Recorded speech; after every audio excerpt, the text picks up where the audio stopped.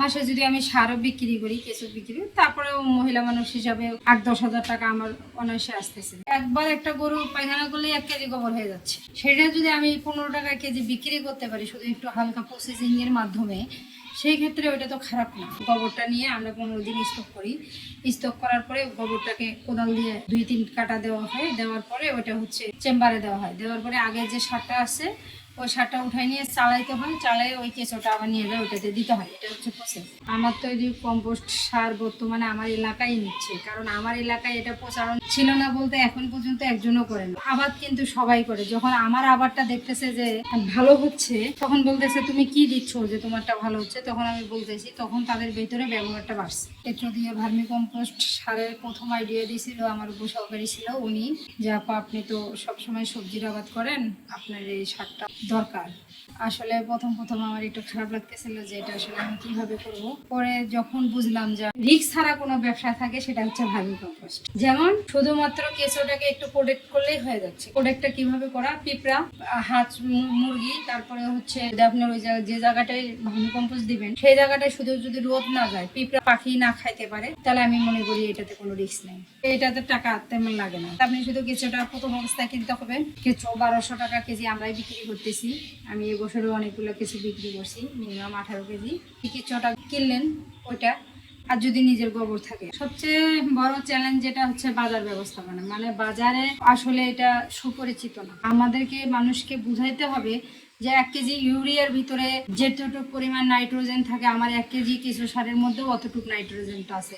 আর 1 KG কেঁচো সারের মধ্যে আমাদের 17টা উপাদানই আছে, সেটা ইউরিয়ায় থাকে না। কিন্তু মানুষ 1 কেজি ইউরিয়া ঠিকই 30 টাকা দিয়ে কিনতেছে, কিন্তু এটা 1 কেজি 15 টাকা দিয়ে কিনতেছে না। আরো যদি বাজার বাড়াইতে পারে, আরো যদি কৃষকের মাথায় ঢুকাইতে পারে যে এটা ভালো জিনিস, তাহলে আমি মনে করি এটা চ্যালেঞ্জ স্বয়ংসম্পূর্ণ হবে। রাসায়নিক সার দিয়ে আমার পাশের জমি আবাদ করতেছে, ওইটা দেখা যায় যে 2 মাস পরে শেষ হয়ে যাচ্ছে, আমারটা 3 মাস চলতেছে। তারা অনেক ভাবে ছিছাঙ্গা করতেছিল যে একজন মেয়ে মানুষ হয়ে তুমি এটা কেন করবা, আর এই জিনিসটা তো ভালো না। আমরা যেমন একসঙ্গে 10 জন ট্রেনিং নিয়েছিলাম, ওরা 10 জনের 9 জনে বলছে যে না আমাদের দ্বারা এটা হবে না, আমরা এই কেঁচো টেচো গুলাইতে পারবো না। আমি বলছিলাম যে দেখি চেষ্টা করি, সবাই যদি পারে আমি কেন পারবো না। আমি সবসময় আমার উপসহকারীর সাথে কথা বলতাম, উনি বলতো যে আপা আপনি দিয়ে হবে, আপনি পারবেন, শুরু করেন। পরে আমি 2 কেজি কেঁচো এনে 6টা চেম্বারে 4টা চেম্বারে দিয়েছিলাম। যখন 15 দিন 1 মাস পর উঠাই দিয়ে গেছি 2 কেজি কেঁচো, দেখি 3 কেজি হয়ে গেছে, তাহলে এটা তো ভালো জিনিস।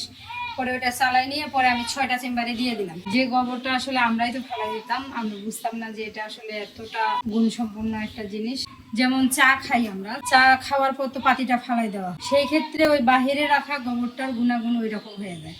মানে ওর পানির রস যেটা বের হয়ে যাওয়া ওটা তো যায়, তাহলে ওটা আসলে জৈব সার থাকে না। সেই ক্ষেত্রে আমি গোবর বাইরে বাইন্না করে একটা চালার নিচে রাখা হয় ছায়াযুক্ত জায়গায়, রাখিয়ে পরে ওইটা 15 দিন পরে আর কি ওটার গ্যাসটা সরাই দিয়ে আমরা চেম্বারে সরাসরি নিয়ে আসি। নিয়ে আসার পরে ওখানে কেঁচো দেওয়া হয়। কেঁচো দিলে দেখা যায় যে 15-20 দিনের মধ্যে সার হয়ে যায়। এলাকার মানুষের একটা নেগেটিভ চিন্তাধারা তো আছে, কেঁচো হাত দিয়ে ধরতেছে, করতেছে, আসলে তাতে আমার কিছু মনে হচ্ছে না। আর সবচেয়ে বড় কথা, এটা নিয়ে এখন ব্রাক কাজ করতেছে, অনেকগুলো সম্প্রসারণ কাজ করতেছে। ব্রাকের ট্রেনার হিসাবে আমি হচ্ছে ভার্মি কম্পোস্টে কাজ করতেছি।